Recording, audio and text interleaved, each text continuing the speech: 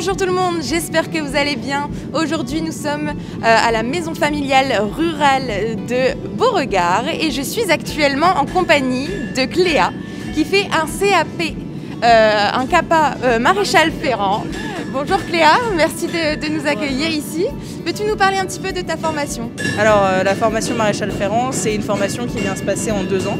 Donc on apprend sur le site de la MFR, on est une partie en apprentissage et une partie sur le site de l'école. Donc ça se tourne en 1 semaine, 2 semaines. En général c'est 1 semaine d'école, 2 semaines de stage. Quand on est en stage, on vient effectuer donc, les travaux à la forge. Donc on vient forger comme on les voit derrière. Et aussi les travaux de ferrure comme on va voir juste après. D'accord. Et donc, est-ce que tu peux nous dire ce que tu as fait avant de faire ton CAP agricole Maréchal Ferrand? Avant mon CAP, j'étais dans un collège traditionnel. J'étais en classe de 3e et je suis passée directement ici.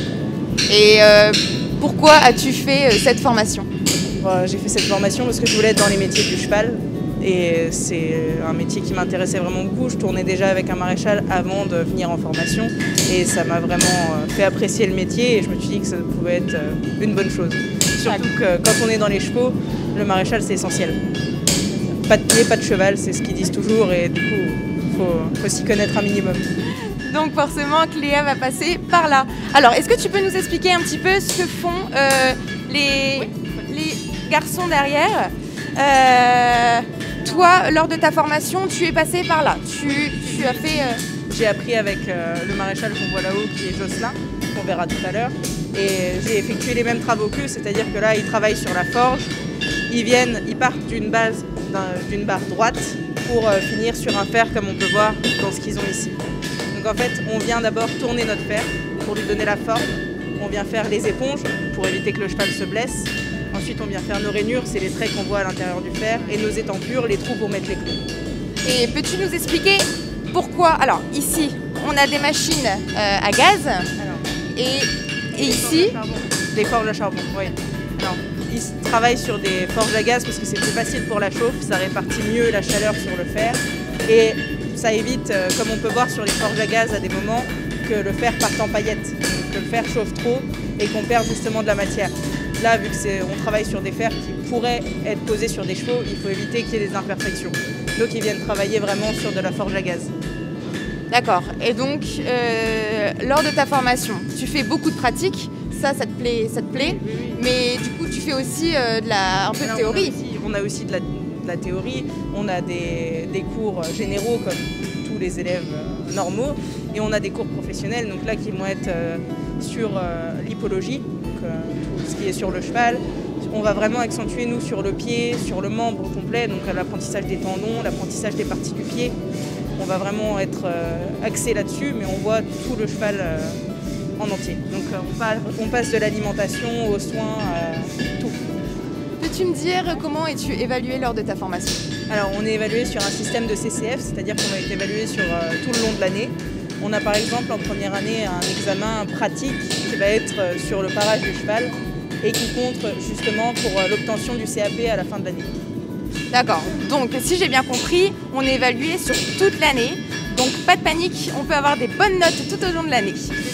Alors, est-ce que des fois ça t'arrive lors de ta formation de faire la pose d'un fer sur un cheval? Oui, ça nous arrive toutes les semaines. D'ailleurs, ils sont en train de le faire à la maréchalerie de l'autre côté. Est-ce que tu penses qu'on peut aller voir ça? Oui, pas de souci. Allons-y!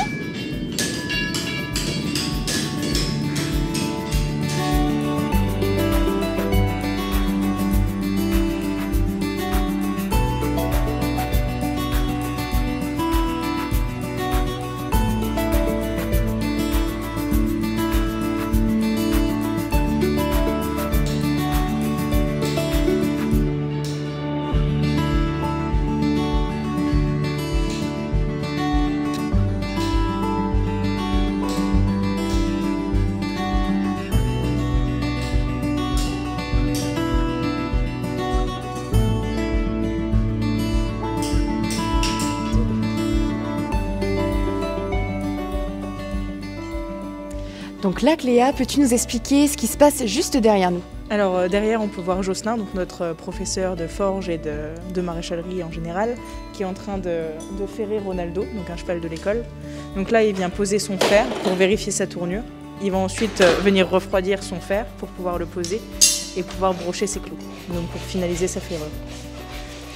Une fois qu'il aura broché, il va venir rabattre les clous pour éviter les accidents, les coupures.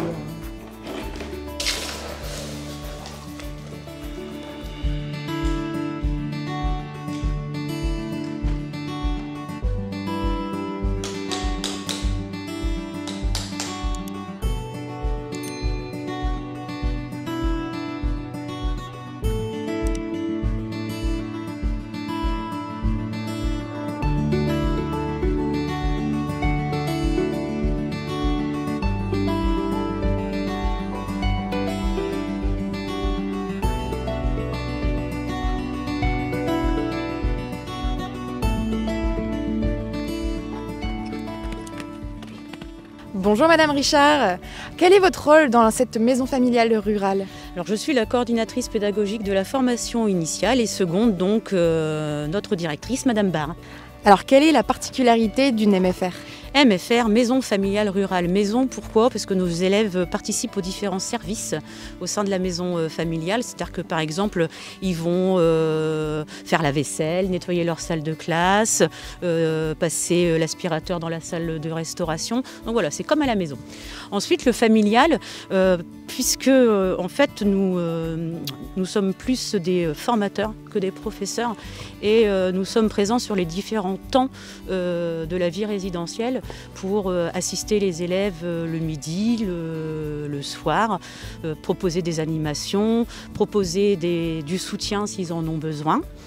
Et ensuite le rural, mais comme vous pouvez le constater, nous sommes dans un milieu rural, en campagne. Campagne, sous le beau soleil d'ailleurs, on a de la chance aujourd'hui.